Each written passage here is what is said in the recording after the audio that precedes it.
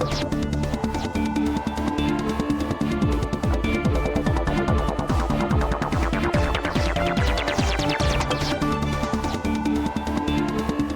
to the Economy Magazine. I'm Benjamin Chong Alfares with the top report from the global economy. Today's magazine: Algeria's stick and carrot approach since the Arab Spring is paying off, and South African miners struggle to survive without pay. And Batya Sucharabi takes a look at the economic status of Indian women in Feminomics. First, the headlines. Bank of Japan stuck to its existing monetary stimulus on Tuesday, confident that it did not need further support measures. The central bank maintained its upbeat view on the economic outlook and affirmed its conviction Japan is on track to meet its 2% inflation target. But last week's Tankan survey showed companies see a worse impact on consumers from the April 1st sales tax hike than from the previous increase in 1997. And if doubts emerge over its rosy projections, the Bank of Japan may ease again in June or July. A U.S. jury imposed $6 billion in punitive damages on Japan's Takeda Pharmaceutical over allegations it hid the cancer risks of its Actos diabetes drug. A U.S. study found that long-term use of Actos increased the risk of developing bladder cancer by 40%. Regulators in France and Germany suspended sales of the drug in 2011, and Takeda has struggled to develop new remedies. Though the company faces thousands more lawsuits, it disagreed with the U.S. verdict and said it would overturn it. Over now to China, where Nokia received regulatory approval for the $7.4 billion sale of its handset business to Microsoft Corp. Receiving a green light from Chinese regulators was one of the key final steps in closing a transaction designed to reshape the Finnish company's business. The deal has received approvals from the European Commission and the U.S. Department of Justice and is expected to close in April. Nokia remains in a dispute with tax authorities in India, but said that dispute won't affect the closing of the Microsoft deal. A landmark EU agreement on handling bank failures may yet fall apart as Britain seeks to protect the Bank of England's emergency role as a lender of last resort. The British want to clarify that central banks can extend liquidity even when relying on a specific government guarantee. Though the position is acceptable to Parliament, it sparked several member states to raise concerns and others calling for broader exemptions. The stalemate over the reforms comes days before the European Parliament is supposed to adopt the agreed text of legislation aimed at sparing taxpayers from the costs of bank failure.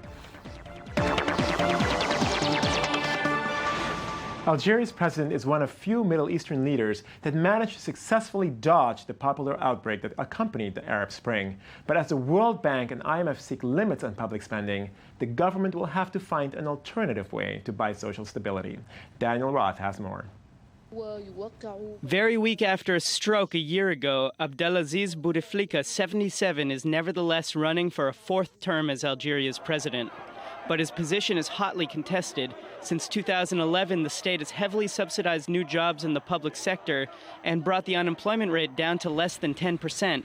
But 24% of young people are still unemployed. If you look at the steps recently taken by the Algerian government, by the Algerian regime, after the so-called Arab Spring in 2011, you see that the Algerian countermeasure or medicine for avoiding a similar outbreak was not only repression, not only stick, but also carrot, distributing a lot of money, employing people, giving, even raising salaries. Algeria has been leaning on hydrocarbons to make up 97% of its exports, but new sources are becoming increasingly scarce.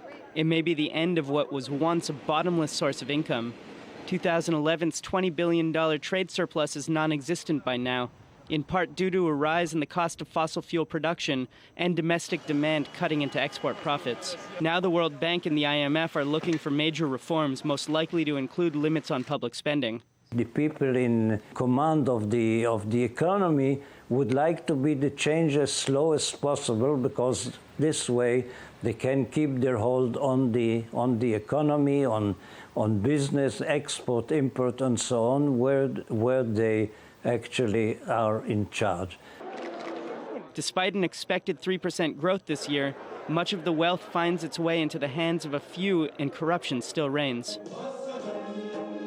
you can speak about the corruption of a mayor of a city who gives out new housing coming from the huge housing projects the government is carrying out. He gives it to his supporters and not necessarily to the needed. And then you come up the ladder to the big firms, export and import firms, who are given licenses by the government according to their connections.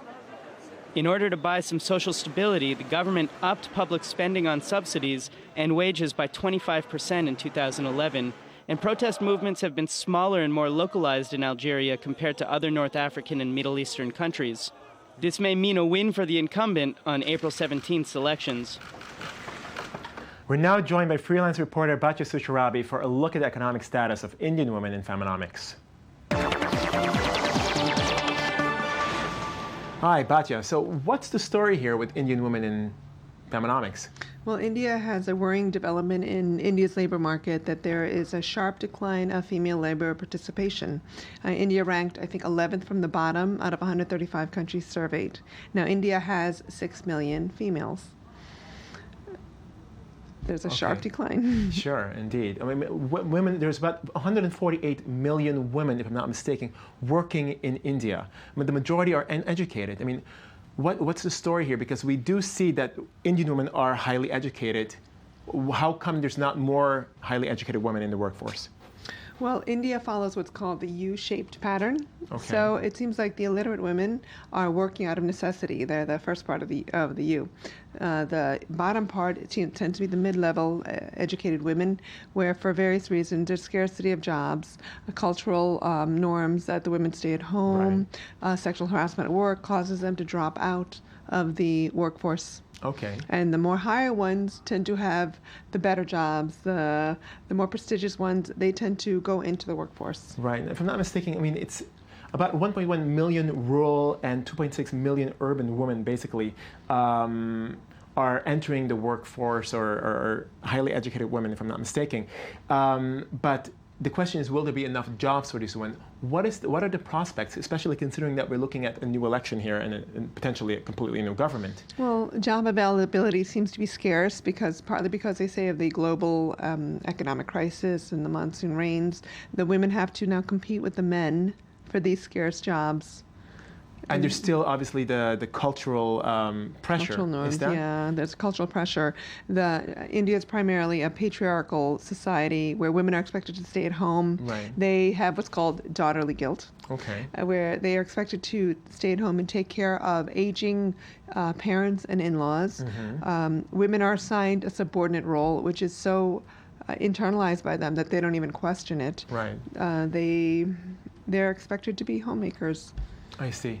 Now, I mean, in terms of if the BJP were to actually win, and a lot of certainly the rural, the more poor communities in India are rooting for him, for Narendra Modi. I mean, would you think that, considering what he's done in Gujarat, bringing down infanticide rates of female babies, I mean, would you think that there might be an upturn of educated women joining the workforce? Well, let me just say this. A lot of these politicians have given a lot of lip service as far as what they will do for women's rights. In fact, a lot of these politicians are launching slick ad campaigns because for the first time there's been a recent surge in women voters. This seems to be due to the fact of the outrage of the 2012 gang rape of the 23-year-old student. Right, They say these women are channeling their outrage through the voting. Now, this is an unprecedented opportunity for these Indian women to make a change in the Indian elections. The politicians are aware of this, so they're trying to garner that vote, like I said, by these slick ad campaigns. Right. So the two issues they seem to be highlighting are women's safety and women's rights. Okay. Now, I want to say Rahul Gandhi's message, he's one of them, his message is that he'd like to empower women in the country. I'd like to quote him. He says, India can never be a superpower without empowering its women. And more than anything else, this is a fight to change mindsets. So he's recognizing that nations that empower women progress rapidly. Okay. India is estimated to have a third of the world's poor. Wow. About, I think, what is it? The World Bank reported that 32% of all people in India fell below the international poverty line, living on $1.25 per day. Wow. Okay, well, Batya Susharabi, thank you very much for your contribution. We're going to have to end it here. As South Africa's platinum strike drags on for almost 3 months, miners and their family are battling to survive without pay. It's an irony for Americana's residents who will live just meters above the world's largest reserves of platinum. Here's the story. Fighting off hunger. These are the families bearing the brunt of South Africa's mining strikes. Workers at the country's top 3 platinum producers down tools on the 23rd of January, making this the largest strike since the end of apartheid. At Marikana Mines informal settlement, Nomfanelo Jali is struggling to feed her family without her husband's income. I'm 1 week.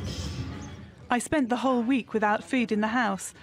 But yesterday I went to collect my grant money and was able to buy groceries for my children.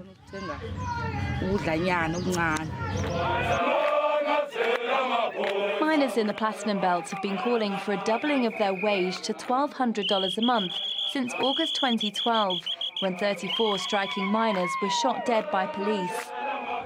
But during the standoff with the mining companies, they earn nothing and do nothing. Many of the men spend the little they have on cheap beer to stave off the boredom.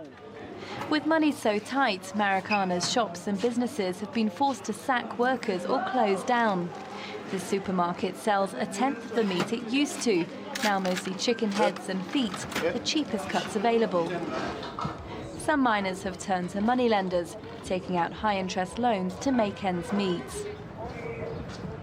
And really, I have never been to a place like this before, but if things are like this, we have now to make means of a living now. So that's why we're resorting to other things. The crippling strike has cost workers almost $500 million in lost wages, and platinum companies Anglo-American, Implats and Lonmin $1 billion in lost revenue. It's also hit South Africa's GDP, damaging the country's already weakening rand. Yet so far the government-mediated talks between mine bosses and unions have failed to make headway. This isn't a game who's going to win. This isn't a war, one side wins, the other loses. Both are losing here. I think this strike has to end a week after the elections. Miners' families say they support the strike despite the hardship they're suffering. But companies warn that the industrial action will inevitably lead to job losses, even if a settlement is reached. And now for a look at some of the less newsy, eyebrow-raising stories that we collected for you in Media Watch with Daniel Roth. Okay, Daniel, so I understand we're going to the New York Times for a little bit of Manischewitz. Yes, so the New York Times had the story, Bain Capital, which is the company of Mitt Romney, is buying Manischewitz. This is what the rumors are. It may have been announced already, but it was going to be announced today. So basically what they're trying to do is turn around this kosher company that makes gefilte fish, wine, things like this, and jump on the bandwagon of the health food thing that's really shouldn't be a bandwagon. It should just be the norm. The norm, yeah. But they're hopping in there and they're trying to rebrand kosher as healthy, which is obviously questionable. You know, if you look organizations like Uri L'Tzedek, which try to raise the standards of kashrut to make sure that labor standards and farming standards and health standards are all up to par. The fact is, though, as long as organizations like this exist, you can say kosher products aren't necessarily healthier or better for the world. Right. They've got a stamp, but you have to check what that stamp means. Anyway, so this is kind of the direction of Bain Capital right now. Okay. Think Progress had this piece. According to USA Today, CEO median income went up 13% in 2000. 13%? Yeah. Only 13%.